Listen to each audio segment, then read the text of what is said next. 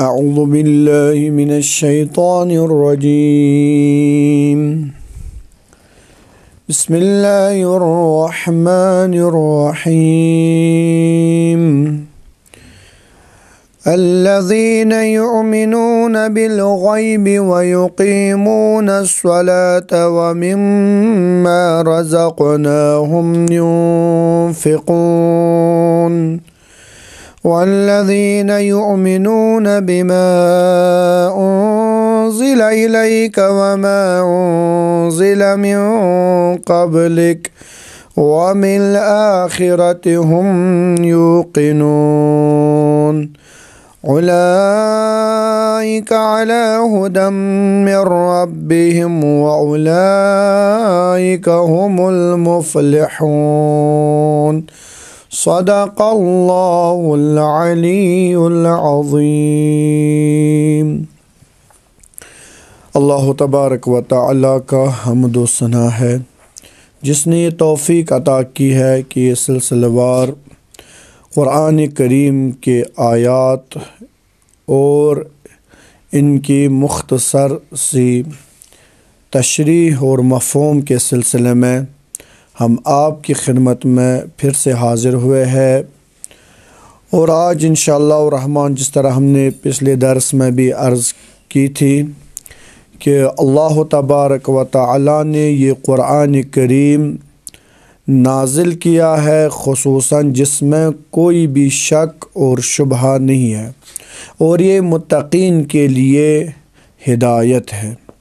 آج ہم اس آیہ شریفہ کے عنوان سے آپ کی خدمت میں کچھ عرض کرنا چاہتے ہیں۔ اس میں 3 مختلف گروہوں کی تقسیم بندی ہوئی ہے، یعنی اللہ تبارک و تعالی نے ہمیں یہ بیان کیا ہے کہ مختلف انسان، مختلف کائنات میں جو مخلوق ہے ان کی قسمیں ہیں، خصوصاً انسانوں میں 3 قسم کے لوگ رہتے ہیں۔ کچھ متقین ہیں جو مکمل فالوور ہے خدا کے، مطیع ہے، جو بھی ان پر اللہ تبارک و تعالیٰ کے اوامر و نواہی ان کو نازل ہوئے ہیں ان پر وہ پابند ہے، یعنی پروردگار عالم کے ہر حکم پر وہ ہمیشہ سرخم ہے۔ ان کو ہم قرآنی اس لغت میں متقین کہتے ہیں، پرہیزگار لوگ۔ دوسرے کافرین جو اس کے مد مقابل ہے، جو خدا کے مطیع نہیں ہے، جو اللہ تبارک و تعالیٰ کے انکار کرنے والے ہیں، لہذا خدا کے احکامات کو پامال کرنے والے ہیں، وہ کافرین ہیں۔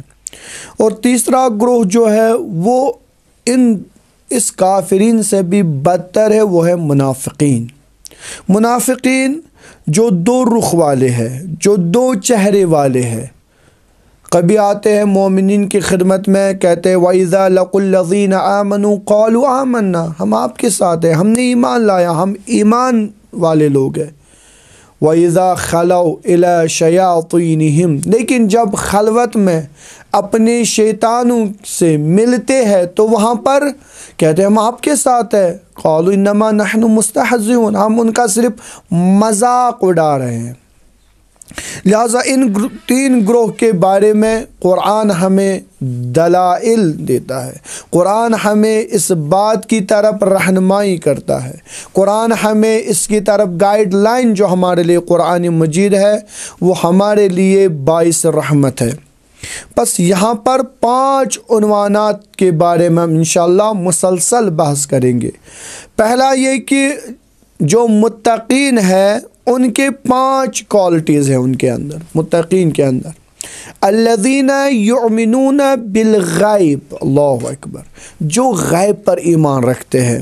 غیب یعنی پوشیدہ، پنہان، جس کو ہم محسوس نہیں کر سکتے، مثلا جنت ہے، جہنم ہے، خود خدا ہے، خدا کے بھیجے ہوئے انبیاء اگر ہم آج بات کریں گے رسول اللہ صلی اللہ علیہ وآلہ وسلم کی تو ان کے فرمائشات ہمارے لیے باعث رحمت ہے۔ ہمیں ایمان رکھنا ہے جو کچھ ہمارے لیے نبی صلی اللہ علیہ وسلم نے لایا ہے۔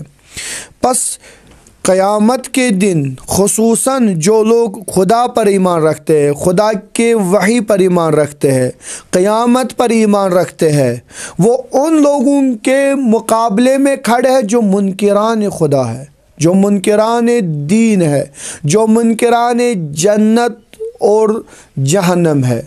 جس کو کہتے ہیں ہم ایک آئٹم تھا وہ پھٹ گیا، ہم پیدا ہوئے پھر ختم ہوگا، نہیں، بلکہ جو ایمان پر، جو غیب پر ایمان رکھتے ہیں وہ اس پر بھی ایمان رکھتے ہیں کہ ایک خدا ہے، اس کے پیغمبران ہے، سزا ہے، جزا ہے۔ یہ سب متقین کی ایک صفات ہے کہ وہ غیب پر ایمان رکھتے ہیں۔ دوسرا، خدا سے رابطہ۔ بس ایک عرض کرنا چاہتا ہوں، انشاءاللہ باقی دوسرے درس میں۔ خدا سے رابطہ ان کا کتنا محکم ہے۔ فرماتے ہیں الذین یؤمنون بالغیب ویقیمون الصلاۃ، سب سے جو رابطہ ہمیں پروردگار عالم سے ہے وہ ہے نماز کے ذریعے۔ حد اقل مومن، پرہیزگار مسلمان ہر دن 5 وقت اپنے پروردگار عالم کی خدمت میں حاضر ہوتا ہے اور خدا سے راز و نیاز کرتا ہے۔ بس یہ نماز قائم رکھتے ہیں، نماز پڑھتے بھی ہے اور نماز قائم بھی رکھتے ہیں۔ پس دوسری جو صفت مومنوں کی ہے وہ ہے خدا سے رابطہ۔ اگر خدا سے رابطہ کٹ جائے تو انسان کی زندگی کا کوئی مقصد اور ہدف باقی نہیں رہتا ہے۔